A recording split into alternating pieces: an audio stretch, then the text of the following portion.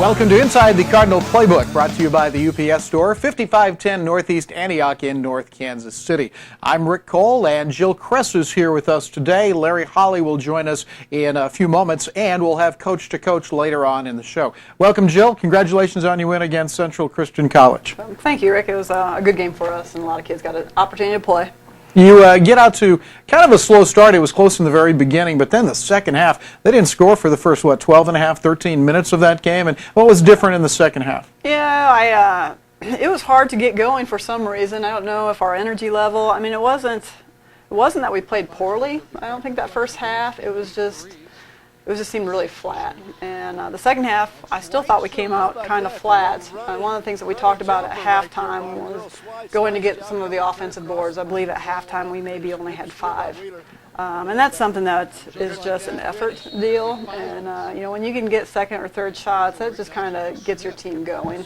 And so I called a timeout early in the second half and just kind of told the players, because there were a couple times if you watch the game, where we shot and we had 3 people or 4 people jogging back,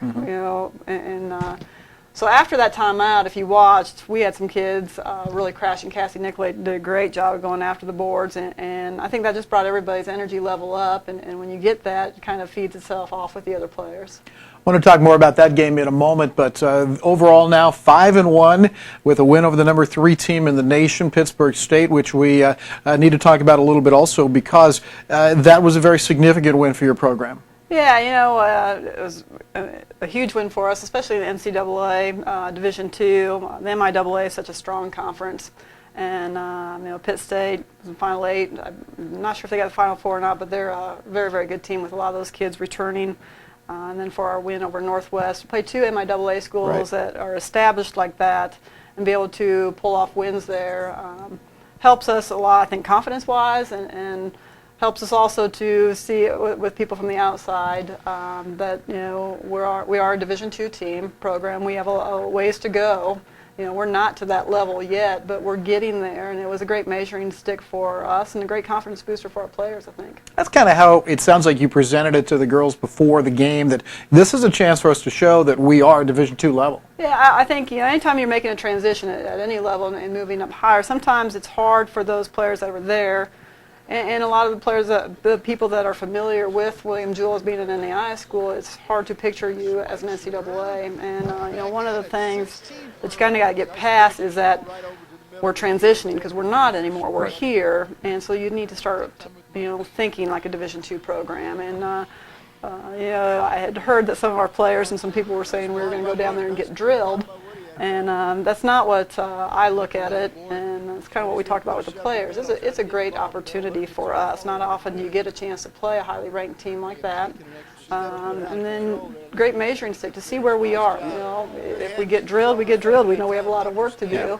And one of the things I really emphasize with our players is no matter what, we need to go in there and really work hard and outwork the team that we're playing. That's something that I've preached to every team since I've been here. Is one of my big things is I don't ever want somebody to leave one of our games thinking that we got outworked or another team wanted it worse than we did. And I thought our players did a great job of just stepping on the court, and they've done a nice job. And actually, our only loss with Upper Iowa, they did a great job of outworking from the halftime of that game. That first half, we really, Upper Iowa outplayed us. But I thought, we had a big hole to climb out of. But that's something with this team that they've really been, when they step on the court, they really work hard, and I think in the end that'll do some positive things and hopefully end up with a pretty successful season. Yeah, you're one overtime away from being undefeated, and the Pittsburgh State game may be very interesting because you had the lead in the first half, let it dwindle down a little bit toward the end of the second half, and I assume you knew they would make a run at you at some point, but it came down to one good stand on defense. Yeah, I told the players, and we told the players at halftime. I didn't tell the team before that they were ranked as highly as they were, so our kids didn't know that, and kind of went back and forth on if we should tell them or not. Right. And I decided not to because I knew even if we got a lead, they'd make a run. They're a very good team, very well coached, and you could see when we got up, they made a run, and we really tightened up a lot. And we talked about that at halftime. Is when we go out at half, they may make a 10-0 run, or and what we need to do is sustain that. still work hard, and hopefully things go in the right way. And we took a chance there with the last possession by going zone, and we had played man the whole time, but things worked out. They got an open look. It was a step out there. It was a long one, but that was one of their All-American players, senior, and but I was really proud of our players. Pitt State would make runs, and we would go through with them, but we'd always fight back, and so that was I think that's one of the differences from last year to this year at this point, is that maybe the maturity and the confidence is there a little bit more.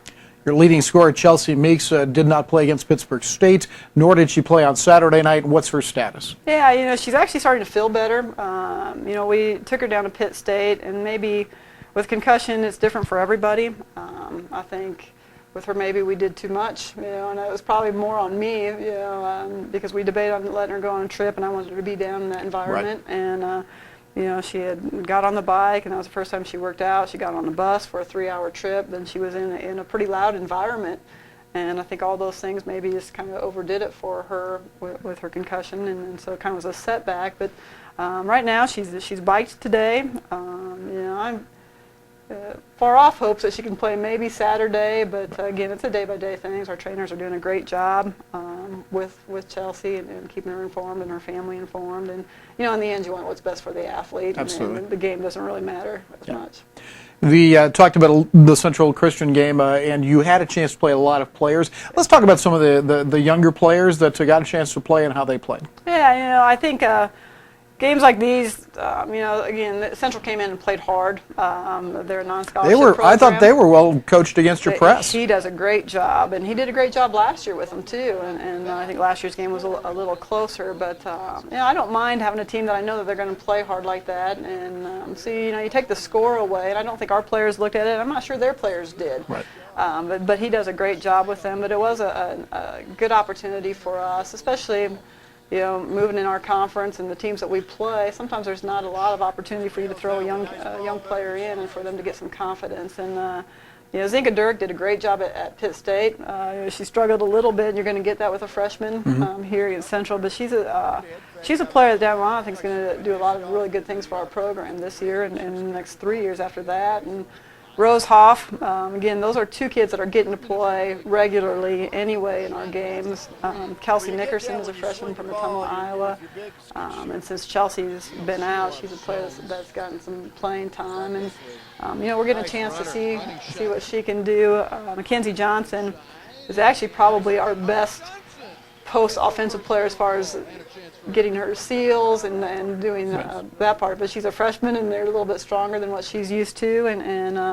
But it was good to see her get out there and play. And Connor Hazelrig is another player that was a great high school player. Is playing tennis here, and does a great job with the tennis team. Plays doubles here, and she decided she missed basketball, so she sat out for a year, and that does make a difference. But she's doing a nice job. It was just fun to see those kids.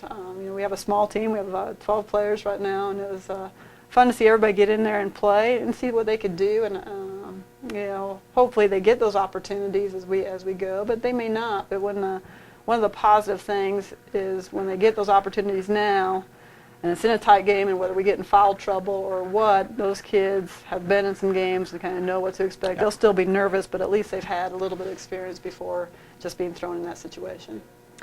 That's head basketball coach Jill Cress, whose team takes on Newman University on Saturday afternoon, December 8th at 1 o'clock. We're back with Coach Larry Holley when we return on Inside the Cardinal Playbook. The call had been made, and it's kind of like any call in the NFL or whatever. You have to have irrefutable evidence to switch a call. And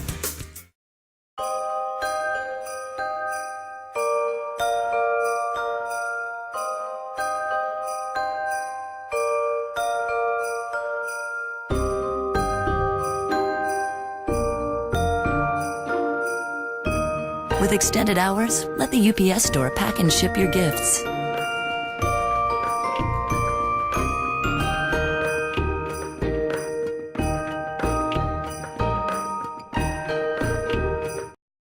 I'm Jesse Limekiller, the CEO of Belvoir Winery. You can reach us at www.belvoirwinery.com.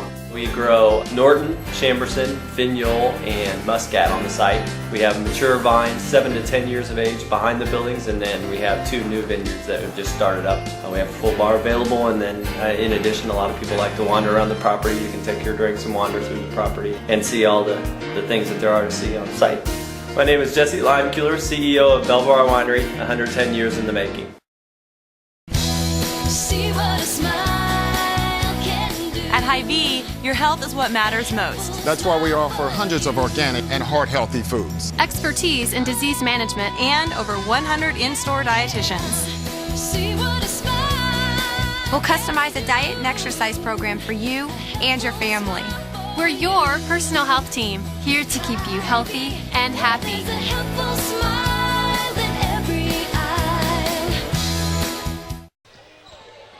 Jumper by Nathan Wright. Weibel, I'm interested to see how All many the rebounds kids want he him has. to get 100. And Larry Holley waves him I off. like He said, yeah, I do too. I like that a lot.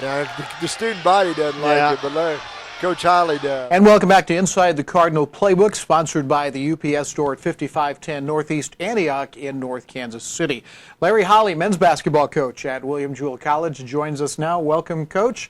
And a tough game at Pittsburgh State. We'll talk about that, and also your win over Central Christian College last Saturday. Let's talk about Central Christian College first. You get out to a 19-0 lead in that game. Later on, you had a run, I think, of 38-3, something like that. Is that fun for you to coach in? Well, it's a situation where, you know, when we schedule a game like that, it's a game that you feel like if you play well, you certainly have a great chance to win. It's also an opportunity for all your players to get a chance to play. What you're concerned about is that no one gets hurt in that process. But what I was pleased about is that the guys stayed within our concept.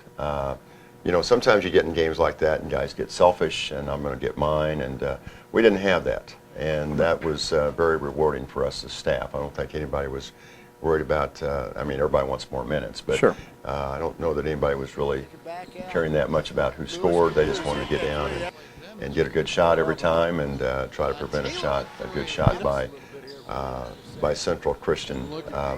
And you know, truthfully, they had some talent on that team. They're going to win some games at their level. We just happened to play very well defensively, and obviously we scored the ball well. Right. A couple of guys didn't play for you. Craig Mattson, who has started all year long to this point, did not play. Andrew Schofield wasn't suited up. Can you update us on their various injuries? Well, they didn't practice yesterday either. Craig actually sprained his ankle the day before the Central Christian game last Friday, and so we're trying to get him back to close to 100%, and we hope to get him back for the Newman game this Saturday. But he was injured and did not play on Saturday. And then Andrew was injured in the Wednesday night game at Pittsburgh State late in the game and was playing his best game of the year. So we certainly missed getting him back on the floor. But he has a concussion, and it's just a matter of going through all the steps that are required by our training staff to get him back. We're hopeful of getting him back on Saturday as well. But Mattson missed because of a sprained ankle, Andrew Schofield because of a concussion. Devontae Bell stepped into the starting lineup for the Cardinals on Saturday. Had a pretty big first half and, again, shot the ball well. He did. It makes us smaller, but gives us another very good ball handler and defender out there. And size wasn't an issue in that particular game. I don't know if we'll go that way, you know, on this coming Saturday if Mattson and Schofield can't play. You know, Mattson being 6'6" and Schofield 6'2", and so you know we'll see how that plays out. But certainly not afraid to do it because he had some good moments at Pittsburgh State and at Central Christian or against Central Christian. In the win Saturday, you got a chance, as you said, to play some of the younger players. Bryson Weibel got a chance to play and had a handful of rebounds and points. We saw Miles Dustman for one of the first times this year, and Bobby Berry as well, among others. Could you talk about some of those young kids? Well, those are outstanding young men. They're all walk-ons in our program, and they do all the work everybody else does. They don't get the glory of getting a lot of playing time, but they're very instrumental in any success that we have by what they do on a daily basis in practice. They travel with us, and when we get an opportunity to get them into a game, we'll get them into a game. But this was a game that we got a substantial lead. and we wanted to get them into the game and get them a lot of minutes, and we were able to do that. I'm really happy for them. They're very deserving, and again, three outstanding young men who give their all every day. Let's go to the Pittsburgh State game. A little tougher game, and in terms of competition, a game that you knew would be tough, a Division II opponent. They take you to overtime. Let's start with the tip-in at the buzzer. It was controversial. The referees took a look at it, and as I asked you in the pregame for Saturday night, what did you see from the bench? Well, from the bench, I didn't think it was off his fingertips because I was looking right at the red light and looking at his hand. But two of the officials I've known for a long time, and when they came over and said it was clearly off, I had to accept that. Because they didn't take a long time looking at it. No, they didn't. And but then on the ride home, I looked at the video, and you could make a case that it was still on his fingertips. I think you looked at that. And then when we got in the office the next day and had a little better slow motion, you could make a case that it was off his fingertips. It was very difficult to tell, and the call had been made, and you know it's kind of like any call in the NFL or whatever. You have to have irrefutable evidence to switch a call, and it was difficult. But we should have done a better job of blocking out. They got a shot, and then they got two offensive tips. The second one goes in, puts it into overtime, and we started well in the overtime. We scored the first 2 points and then made a stop. So we had the ball up too early, but wasn't to be. And I give Pittsburgh State credit. They made the tip in, and then they played well in overtime. How deflating was it at the end of regulation when you knew you had to go another 5 minutes? Well, it was disappointing, but that's why it was really, really good for us to score the first basket and make a stop. So we were right there. You know, Pittsburgh State's a good team. It's tough to win on the road at any level, but it's one that got away. I mean, if we just do a couple other things a little bit better, we're coming home with 2 wins with the women, and again, congratulations to them. What a great win over the number 3 team in the nation. We talked about during the Missouri Western tournament that you were disappointed with the work on the boards by your guys. We go down to Pittsburgh State, a little bit different story. Could you talk about the guys on the boards during that Pitt State game? We did better. Our problem at Pitt State were turnovers. You know, we had 15 in the first, or 14 or 15 in the first half, and 23 for the game. So we did better on the boards. I think maybe they out-rebounded us by 1 or 2. Right. It was pretty close, but those 2 tips at the end of regulation did hurt. But we're getting better. I mean, we're young, and that's certainly an emphasis in practice every day. If you come and watch us practice, you're going to see a rebounding drill in there every day, and out of our shell defensive drill, we're going to be emphasizing that as well. So you've got to finish off any defensive stance with a defensive rebound, and so I mean that's vitally important to us as we go on throughout the season. What's kind of your report card on your team here 6 games into the season? What do you do well, and what are you going to continue to work on? Well, I think the keys probably offensively will be taking care of the basketball. It was evident we didn't do an effective job of that at the Pittsburgh State game. And it's going to be shooting the basketball well. Dwight Sistrunk is a very good point guard. He's a freshman, still learning every day and every game. But he's going to find you. And so I really think that if our shooters get into position, ready to shoot and shooting with confidence, I think the keys for us will be shooting the basketball at the offensive end and low turnovers at the offensive end. Defensively is stopping dribble penetration and stopping second and third shots. But as far as an evaluation, I do think we're progressing. You know, might be a step or 2 forward and a step back, that sort of thing. Sounds about right for a young team. But it's still, you know, I'm repeating myself, but a lot of new players, new system offensively, and somewhat of a new system defensively. So a lot of newness this year, and we had a good practice yesterday. We hope to continue to do that, and that's where the work gets done, and then you hope they carry that over and do it well in the game. Absolutely.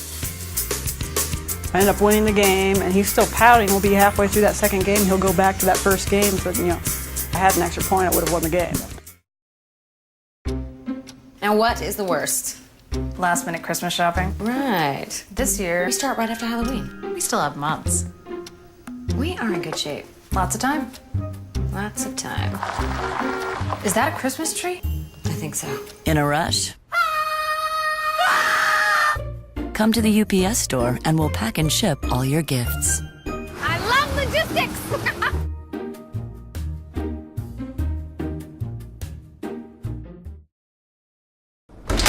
foreclosure, repossession, garnishment. Costello and Farah can fight for you. Are creditors threatening to take your property or your money? My office has helped thousands of people in the Kansas City area protect their assets through debt reorganization or bankruptcy protection. Call my office at 816-505-HELP and see if we can help you protect your assets and get you back on your feet. The attorneys of Costello and Farah, lawyers who will fight for you. Call 816-505-HELP today. Hi, this is Kurt McCoy with Shop Local 365 KC.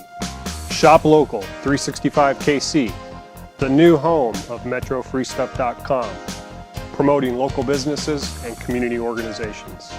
Find us online at www.shoplocal365kc.com. Shop Local 365 KC, the new home of MetroFreeStuff.com. Proud to support William Jewell Athletics. Welcome back to Inside the Cardinal Playbook, sponsored by the UPS Store at 5510 Northeast Antioch in North Kansas City. Time for Coach to Coach with Coach Jill Cress, Coach Larry Holley. And let's start with this question today, and it's for Coach Holley. You talk sometimes between the two of you about stubbornness. Who is more stubborn between the two of you? Well, from my viewpoint, there's no contest. It is Coach Cress, and sometimes it's even humorous to see her get a little frustrated and a lot stubborn. But she's getting better. I think we're all having a good influence on her, but she still has her moments from time to time. But most of the time, it's a good stubbornness. But stubborn is a word she never admitted to actually having that particular quality in her life. But I think there's enough coaches around here that have attested to the fact that their definition of stubbornness definitely fit her. But she's getting a lot better. I'm going to ask you for an example in a moment, but first, Jill, answer that question. Who's more stubborn, you or Coach Holley? Well, I would say Coach Holley, but I will say there's a little bit of stubbornness on my side, and my parents would agree with that. But he's stubborn. He hides it well, and until you get to know him well and are around him a lot, then I'm being very sincere, his stubbornness is much worse than mine. Okay, an example of something like that? You need to ask him for an example. Okay, first, I'll go back to him. That's fair. An example. I'm not sure. I don't know if I have an example. It just happens out of the blue. I might get back to you on that. Sometimes it happens on the racquetball court. She will continue to serve when I'm not ready. She never lets me get into a position to get ready. She'll serve. She wastes a lot of time serving when I'm trying to get ready back there. And so I suppose that's one of them. And we will at times disagree on the score of the contest. And she's forgetful in that regard. And so that's another word that certainly fits her at times. Coach Holley being stubborn. Yeah. Actually, the racquetball court is a great example because he does forget the score a lot, and then my only choice is to give him his score where he thinks it's right, because if I go with mine, he ends up pouting the whole game, and there's been a time where I actually end up winning the game, and he said it was okay to go with the score that I thought it was. I end up winning the game, and he's still pouting. We'll be halfway through that second game. He'll go back to that first game and say, I had an extra point, I would have won the game. Yeah. And it's just not letting those things go. Traveling together, you see that side quite a bit. One of the things I enjoy watching are animated movies. And he won't watch an animated movie and hasn't even tried to watch one. He's never sat down and watched one. He doesn't know if he would like it or not. And he refuses to. So we can't even bring that option because of him. Can it be a good thing for a coach to be stubborn? Well, it's affected my eating habits. I go to the cafeteria. I go up and want to order certain food, and the cafeteria worker will not allow me to because Coach Cress said I can't have that. Today at lunch was a perfect example. You sat with me at lunch, and I had peaches and cottage cheese. You did well. And a salad with light dressing. And so it was, I know it's healthier for me, but it affects, my eating habits from time to time. It's like having a second wife. How about from a coaching standpoint, though? Are there times to be stubborn? Is it a good thing? Oh, there's definitely times to be stubborn. Absolutely. Norm Stewart, who a lot of people remember as a longtime coach at the University of Missouri, said that the quality that probably helped him the most as a coach was his stubbornness, like a Missouri mule. And so there's times you need to be. I mean, there's always times in games where I'll just, on a serious note, I will ask assistant coaches suggestions, recommendations, and sometimes I'll go with them. Sometimes I'll be a little stubborn and go with mine. I think Coach Cress can give you examples of that as well, and that's just part of the coaching vernacular, and all things that we do. And stubbornness is not a bad thing. You just don't want to carry it to an extreme. But in terms of coaching, I think it's a quality that probably every coach has a little bit of. You agree with that? Yeah, I think it's most of the time a good quality. I think it can sometimes come back and bite you when whether you're going to stay in a man. If you're a man coach all the time, there might be a time where you need to run a zone and you kind of go against that. But I think most of the time, being stubborn can be a positive quality, especially when you have all these new players coming in and everybody comes from a different program. I think you need to stay with what you're comfortable with, what you're coaching with, and and in the end make that decision. And some people look at that as stubborn, but then once you make that decision, you need to be confident with it. Those are head coaches Jill Cress and Larry Holley, coach to coach. And we are back with a final word in just a moment.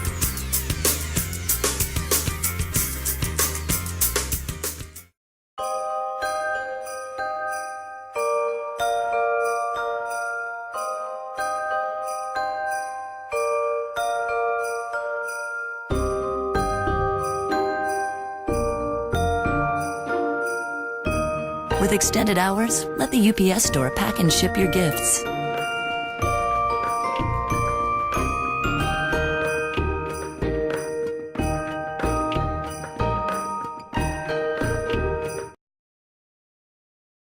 Before the game or after the game, it's Poor Boy Oil Company for your pre- and post-game food and beverage.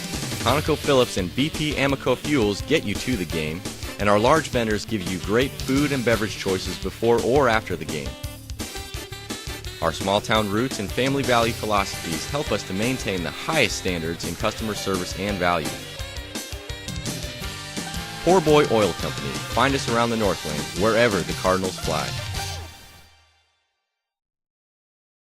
Thanks for joining us this week on Inside the Cardinal Playbook. Remember, the Cardinals are at home on Saturday. That's December 8th. A 1 o'clock start against Newman University for the women, and the men take on Newman about 3:15 at the Mabee Center in Liberty. Join us next week for more Inside the Cardinal Playbook. It's brought to you by the UPS Store, 5510 Northeast Antioch Road in North Kansas City.